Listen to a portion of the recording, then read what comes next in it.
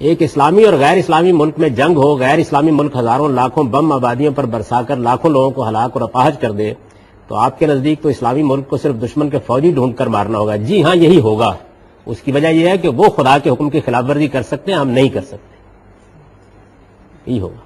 اس لیے کہ ہم مسلمان ہیں، ہم خدا سے ڈرنے والے ہیں، ہم اس کا تقویٰ رکھتے ہیں۔ ہم یہ نہیں کر سکتے کہ ایک آدمی اگر ہماری ماں بیٹی پر ظلم کر دے تو ہم اس کی ماں بیٹی پر ظلم کریں، نہیں کر سکتے۔ اپنے اس نقطہ نظر کو بدلیے، اس لیے کہ مسلمان ہونے کا مطلب یہ ہے کہ انتہائی ظلم کے باوجود بھی ہم ظلم نہیں کریں گے، انتہائی زیادتی کے باوجود بھی ہم زیادتی نہیں کریں گے، ورنہ تو پھر آپ اسی جاہلیت پر کھڑے ہیں جس جاہلیت کو حضور نے ختم کیا تھا۔